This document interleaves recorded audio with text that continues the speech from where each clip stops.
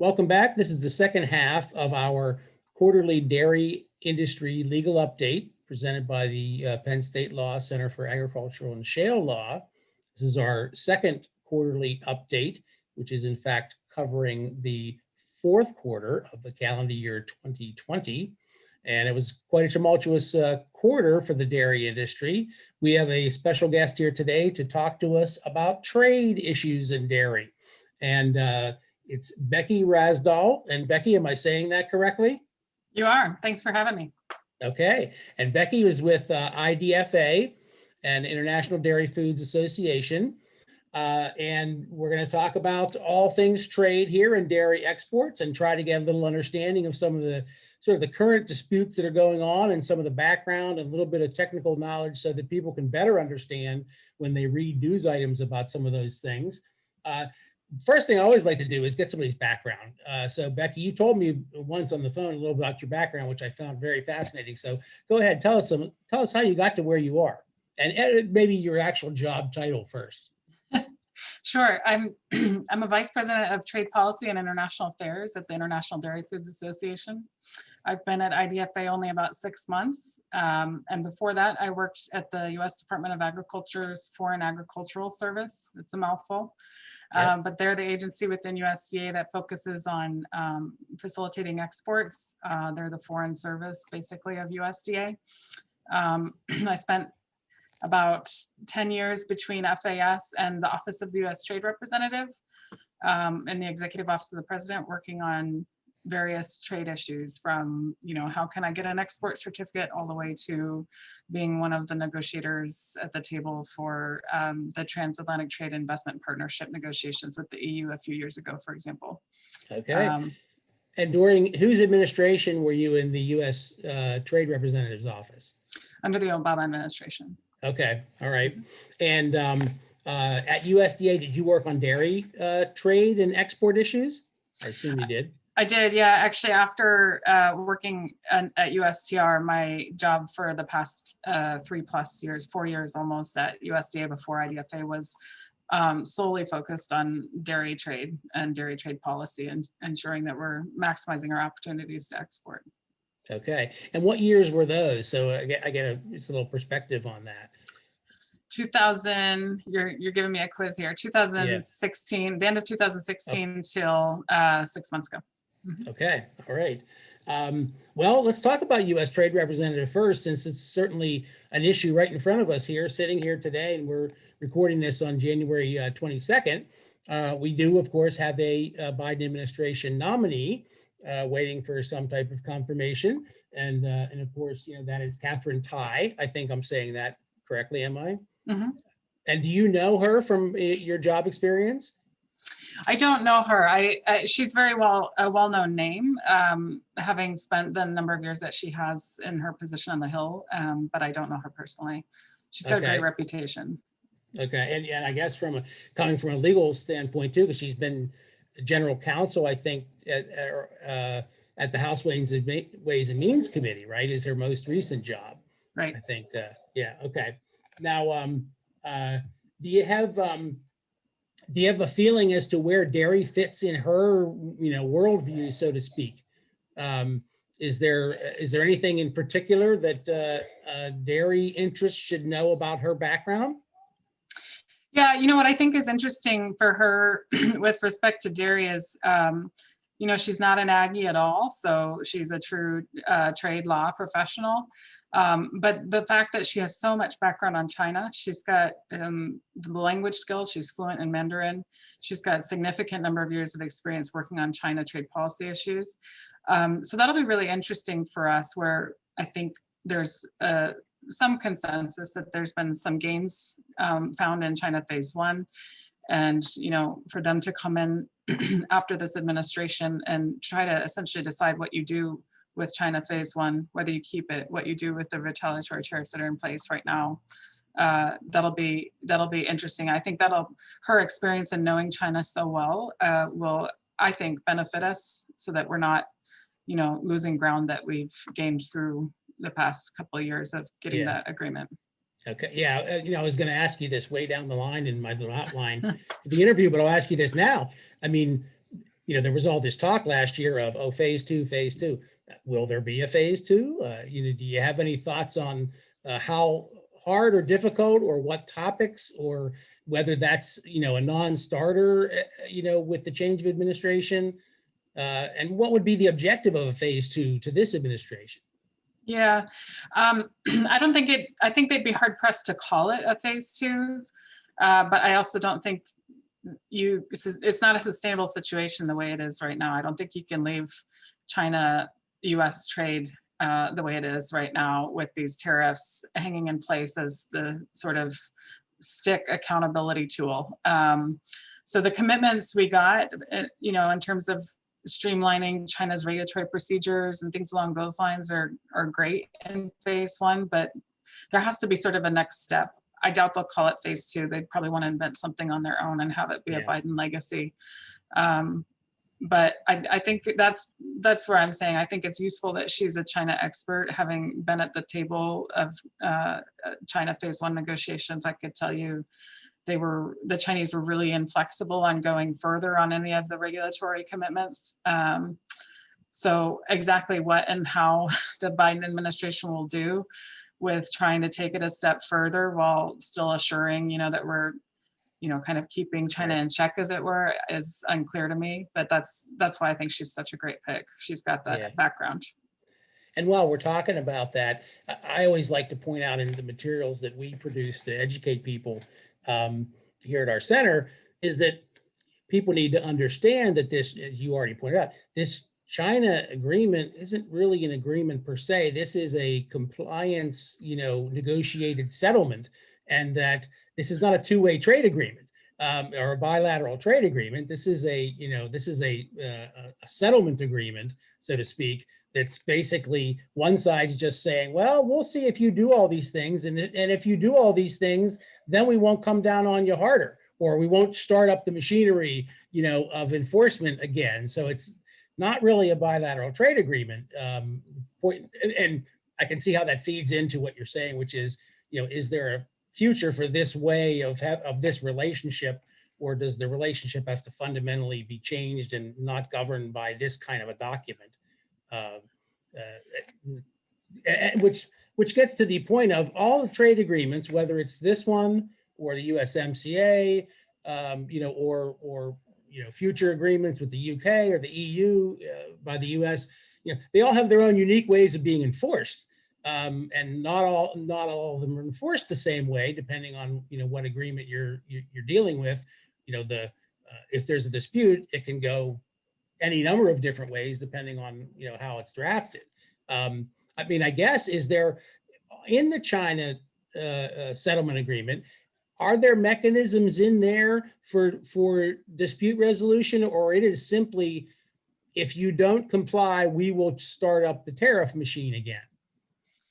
There are sub-steps in the text. Yeah, there's it's not a typical FTA dispute settlement chapter like you would see in USMCA, for instance, but there is a framework for discussions, elevating each level of discussion if it's not resolved prior to invoking the tariffs. So there's kind of a framework there, but it is very one way. Okay, and since we talked about it, it seems like they're falling short on that $36 billion gross number, which was this annual gross number. Now, that was not divided, or dairy was not segregated within that gross number. Is that correct? I don't remember there being specific benchmarks for dairy product sales. Right. So right? They actually never made public the commodities and their quantities that were promised. That's right. With understandable reason. I think the overall total number was always a long shot, but in general, just stepping back and looking at dairy's performance with China since the signing of phase one and entry into force, we're actually doing pretty well. It's kind of convenient because the Chinese need whey to rebuild their swine inventory from ASF, but we'll see if it lasts. But so far we've been doing pretty well. And is whey the main product that China is purchasing as an export from the U.S., or what's the sort of the catalog of products that they were actually consuming from us in the way of dairy? It has been pretty high up there lately. We have a number of a really wide range of products, though. I mean, China is it bounces between our third and fourth market globally. So it's a really large range of products, around $500 million a year. Okay. All right. Now we got a little out of order, but now in addition to the U.S. Trade Representative appointment, we also have just last week, I guess, this, I don't know if it's a reappointment or of the Agricultural Policy Advisory Committee of the USTR. Now, was that a thing where if those people were not reappointed for new 5-year terms, the Biden administration would have then got to appoint them, and so this was an outgoing act to try to sort of leave the legacy of these people there? Is that essentially what was going on there? Not necessarily. So the APAC appointments you referenced, there's also something called the Agricultural Technical Advisory Committees. Those were also announced at the same time last week. Those are all intended to be industry representatives who are then cleared and nominated and confirmed by the government as being eligible to become what we call a cleared advisor, which is essentially to receive additional information that might be non-public information about an agreement or a negotiation, and then provide advice to the government to be able to continue the negotiations effectively. And so a lot of the APAC confirmations that you saw, including my CEO, Dr. Michael Dykes, was a reappointment. He was previously an APAC member. So I was also. Okay, sorry, go ahead. No, I was just going to say I was also appointed to one of the ATACs as a technical advisor. Okay. It's not a political party issue. It's just to be able to advise the government. So most of those were reappointments, a couple new people and some reappointments. Is that sort of what it was? Yeah, I mean, I'm new because I used to be on the other side of it, but most of them were reappointments. Okay. Now, a couple more things on this big picture before we get to USMCA. Now, we know, or most people understand, some basic concept of what the TPA is, Trade Promotion Authority. And now, we know that it's also going to expire in June of 2021. My sort of way of explaining it to people is, well, we have this constitutional provision as to who has the authority to enter into treaties, but Congress is not the people that can go around doing that. So they have to delegate to the executive branch the authority to go do this and bring it back to them. Now, and the TPA as it exists today, that basically says that and provides, or has all the parameters for the executive branch negotiating, that has been in place for how long again?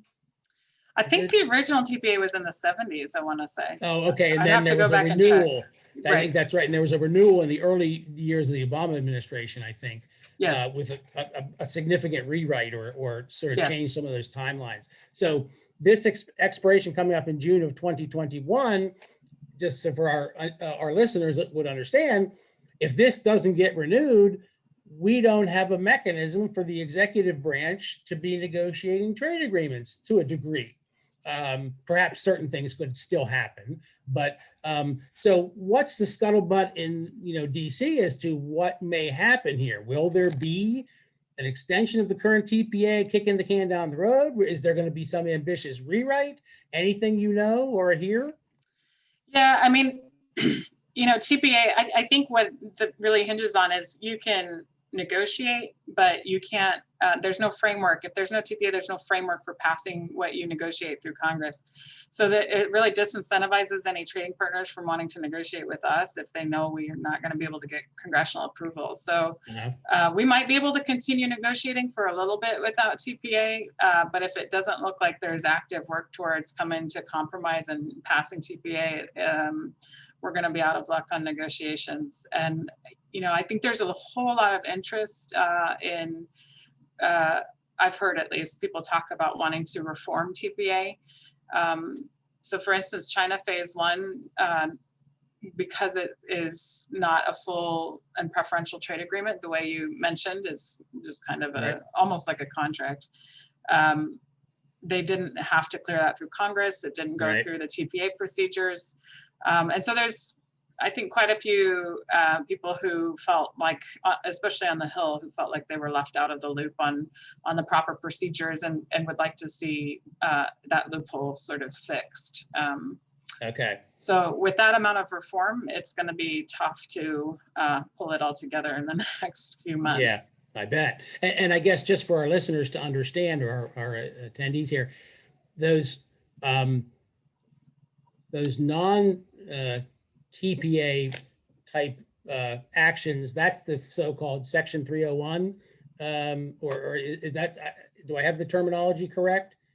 I think that's a separate piece of legislation. Oh, is it? Okay. I think, Okay. yeah. All right. Well, I'll just say enforcement actions, as a former government lawyer, it's like, okay, we always understood the difference between an enforcement action and, some type of bilateral agreement where each side's getting something.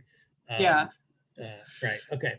And certainly they have the option in the TPA reform to fold that into the scope of the reform, where, we've used, for instance, eligibility of other countries to receive preferential or zero tariffs importing into the United States as a way to push them and to negotiate with us, like Indonesia and India. And I think that's another loophole that they'll be taking a look at. So yeah, I think Okay. there's an overlap there. All right. Well, now last thing on some of these mechanisms in the big picture, let's talk about the WTO. Because maybe our listeners are aware, maybe they aren't, that at this point, any trade agreement of any kind that is negotiated such that it doesn't have its own independent enforcement mechanisms or some other way of enforcement, it goes to this WTO dispute resolution process. And people may or may not be aware that, of course, the United States has not appointed any judges to the WTO for a long time. I guess it goes back several administrations, perhaps even. And so at this point in time, correct me if I'm wrong, the WTO does not have enough appointed judges to fulfill its dispute resolution authority. So it cannot actually resolve a dispute. Is that generally accurate? Yeah, more or less. Yeah, they can make a finding, but not really do anything about it. Okay. So does that look like anything, or do you think that's anything that may be addressed, or there'll be a change of approach from this administration in that regard? Yeah, I don't think it'll be a top priority, but just the fact that in the 2.5 days since President Biden's been in office, he's already issued an executive order having the United States rejoin the World Health Organization should be a pretty good indicator that he's going to continue to follow his history as, being a sort of a multilateralist and interested in building relationships with our trading partners. So I think once he can get over the hurdle of some of the pressing issues, that's going to rise to the top of something he'll want to fix as well. Okay. Now, during the Obama administration years, there were no WTO judge appointments then either, correct? That I'd have to check. I Okay. think it was a full panel. I see. So it didn't come up. Okay. Yeah. I see. Okay, gotcha. That's my Okay. understanding, but All right. the appellate body is a whole different. Yes, exactly. Okay. All right. So now that we've explained a little bit about, we've mentioned these things about enforcement mechanisms, and now let's talk about the USMCA. And because correct me if I'm wrong, the USMCA has its own internal enforcement mechanisms that don't depend on the WTO, don't depend on other things. They are strictly self-contained, so to speak, correct? Correct, yes.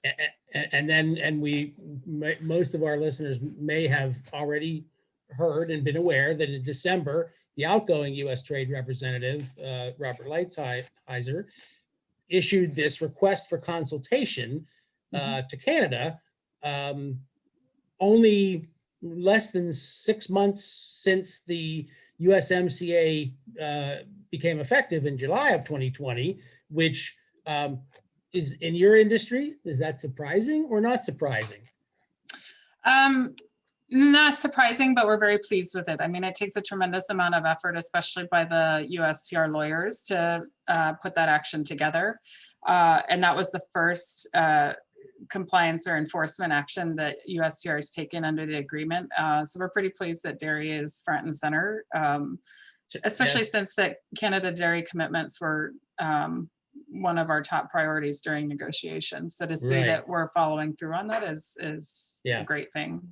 The interesting thing I just saw the other day was that the Canadian sort of response was to impose some, some significant tariffs on solar energy production, hardware coming in. So interesting that dairy and solar end up being the beginning, tit for tat, so to speak, in what hopefully doesn't turn into a tariff war with Canada, but it's certainly an interesting combination there.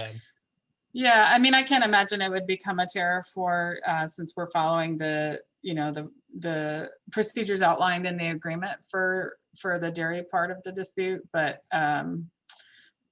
yeah, they didn't link. I don't think I saw anything specifically linking solar to dairy, but the timing was certainly relevant. Yes, but the first shot across the bow from either side. So now let's talk about and let's unpack this whole Canadian dispute so that people, and let's take it from its very basics so that we don't lose any of our attendees and listeners here. Correct me if I'm wrong, the two major components were to try to have Canada do away with some sort of unique classes of products, was it 6 and 7, right? That they had created, which were, and I do want to ask you to explain a little bit about how those classes and the existence of those classes in their system was hurting our exports to Canada. But do I have that correct? That was issue number one. That is one of IDFA's issues of concern. That is not what is currently subject to the consultations. Understood. I'm sort of doing this one first to get it out of the way. Yeah. Yes. Yes. So explain to us in a way that lay people can understand, how did the use of those classes, which were for dry products, right? That was for various powder and and solids and things. Is that correct? That's what those two classifications were? Well, class 7 was for exports. Okay. So the way that it ended up happening ended up being a lot of powders. Yes. Okay. But it was a price purely for exports. Okay. And so how was that hurting our imports? If you can explain it in a way that is, simple for people to grasp.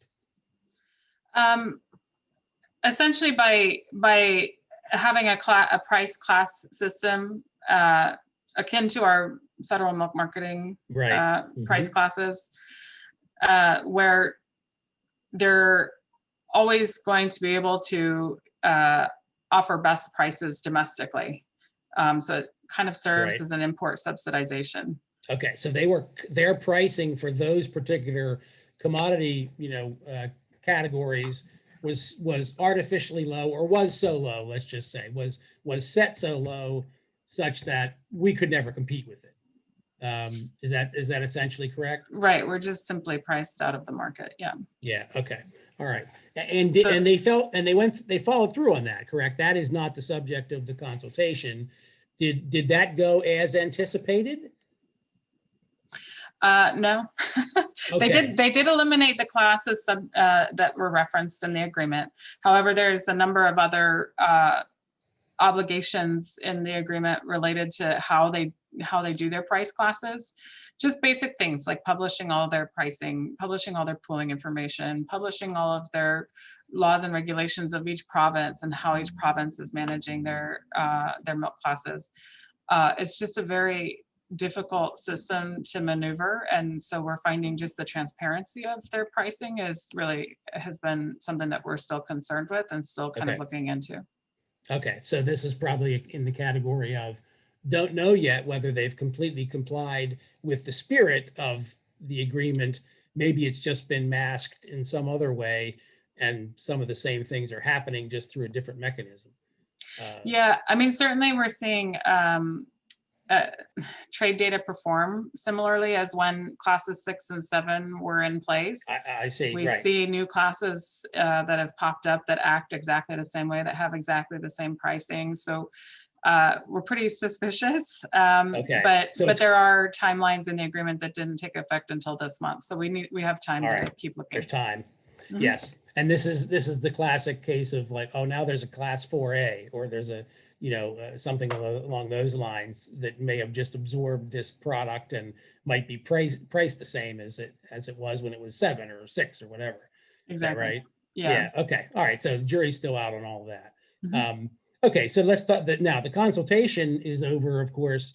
These dairy rate quotas and the the best way that I know how to simplify it, and you helped me once in a phone call to do this, is that essentially, while they on their end permitted their internal uh, processors to purchase um, at a preferential tariff rate certain products from the U.S., uh, the category of buyers who can buy at that rate are not the people that would be interested in buying these products from the U.S. Is that an accurate way of saying it? Yeah, I mean, for most of the dairy TRQs, they require 80% of the quantities of imports given in that TRQ to be allocated to processors. So you're trying to sell Okay. butter to a butter processor, for Yeah. instance. It Right. doesn't make sense. Yeah. Okay. So so that concept is, or maybe I'll just restate it again, so that it's not permitted to sell, or I should say that preferential rate is not provided for in a transaction where a retailer would be buying U.S. butter. A retailer in Ontario uh, doesn't get the preferred rate, so there's no incentive to buy the U.S. product at that point. It's way overpriced in comparison to their domestic products. Is that correct? Yeah, it really prevents any branded retail business from being built up that's an import. So not Yeah, only okay. are we outpriced when we're not outpriced and someone can find a buyer, they're probably not eligible to buy under the TRQ based on those conditions. Yeah, okay. Now, do food manufacturers on the Canadian side qualify as these, they use that term further processors. In other words, they might qualify, let's say, to buy US butter, as you were saying, at the better rate. They're in there, food processors. Yeah, yeah. If there is someone making a cookie and they need butter for it in Canada, certainly they could be considered a further processor, and we could seek they could apply to import under that TRQ as a further processor.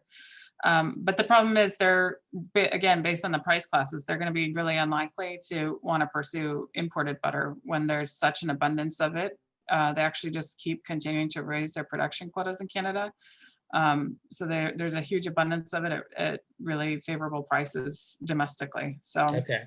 And if I understand this right, it was really during the summer of 2020 when Canada made it public who was going to be eligible. Processors were going to be eligible to purchase commodities at certain commodities at these better rates. So the US has kind of known about this, that this was not going to fulfill the purpose and the spirit of the agreement. We've known about that since July or so of 2020. Is that right? yeah, I mean, July 1 was entry into force of the agreement. I think there were a few products that are on different years, on different quota years. So some products started their quota year in like August or September. So we kind of waited to cycle through all the products in the TRQs and say, okay, now really, we've hit a new year for all these products, and Canada still hasn't changed their policies or updated their website or their guidance regulations to be consistent with what they committed to in the agreement. It's been a few months. I think we know what we need to know. And Okay. more importantly, what we're seeing in the TRQ fill rates on the ground demonstrate that. We have pretty low fill rates. Okay. And now that was the request for consultation under the USMCA happened at the beginning of December. And then that triggered a responsibility for Canada to respond. Now I understand that response has likely been received by the USTR, but it's not public, so we don't really know, correct? Yeah, there's a timeline in the agreement associated with when they have to respond by, and they have responded and held discussions, but it is all confidential. And there's sort of a cascade of timelines. So once they have discussions, they have X amount of days to reach a mutually satisfactory conclusion or proceed further to some kind of mediation or full-on dispute. So we're kind of in that in-between land right now of they've met, but it hasn't advanced further yet, and it also hasn't concluded. Okay. And again, for our listeners to understand it, it's these are internal mechanisms in the USMCA that don't depend on the WTO. This is all self-contained process. So you got to follow along with the script here to understand where you are. And the script is the USMCA chapter, whatever. Right. And Mexico isn't part of the discussion. Just to be clear, this is just US-Canada talking. Okay. By the way, does Mexico's part of the USMCA have a separate enforcement process, or it's the identical process for either party? It's identical. There's one chapter on disputes that covers the procedures for anyone in the agreement. Okay. By the way, is this idea of the agreements having their own internal dispute resolution, is that sort of a creature of the fact that the WTO has been, somewhat, hampered in its functioning, or is that this kind of thing has always been there? I can't, say 100%. I can tell you my own interpretation. I just mentioned this in a webinar to our members a couple of weeks ago, actually, which is that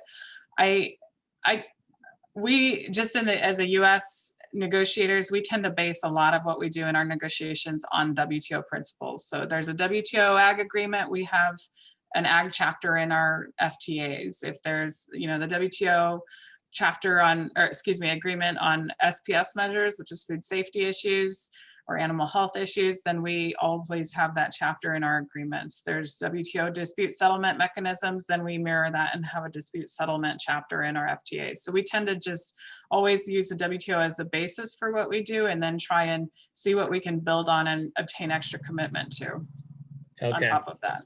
Yeah, I see. Yeah. All right. Now, so just, we know we're in this area where we just have to sit and wait and see. Do you think the U.S. Trade Representative's office will be releasing anything publicly, or is there really a complete respect for the confidentiality of the process from this point forward? I mean, they had no problem making their request for consultation letter totally public. Was that unusual, and that's not a normal thing, or what? No, I think that it's normal to publicize the fact that that's been initiated. It's just the contents of the discussion are what's kept confidential. And I think once they do come to a conclusion, whatever that is, whether that's sort of a mutually satisfactory arrangement or, pursuing on to full dispute, whatever that is, I do think that they'll announce something when they come to that point. But it's, I don't fault them. A lot of my former colleagues it's a tough time to be trying to pursue a consultation right between, your boss changing if administration changes. So they have to both work against the clock laid out in the agreement text and manage the fact that they don't currently have a boss who's been confirmed. So I expect we'll hear something in due course. Okay, which means 6 months? 3 months? 2 months? What do you think? I think I would say less than 6 months. Yeah, okay. All right. And just so we get a preview of it, the ultimate dispute resolution process in that USMCA, if you can't reach an agreement, what's the going to the MATS equivalent there? Is there an arbitration with some type of outcome and a penalty, provisions? Yeah, it's fairly specific. I mean, there's a whole set of procedures for how members of a panel would be selected, who would Yeah, do okay. the arbitrating. So it's very prescriptive, so that it's effectively neutral. Yeah. And that's where, if we do go down that course, or any dispute that goes down that course, becomes a much longer process, obviously. Okay. All right. Are there processors that are working both sides of the border, so to speak? In other words, Yes. that must be an entire issue just into itself to have to deal with that. Um, are there names we would recognize? It's funny that my advertisement for this webinar, I used Nielsen just because I was in Ontario once and I saw this Nielsen milk in the case, so of course I took a picture of it. But what are some names of who might operate on both sides of the border?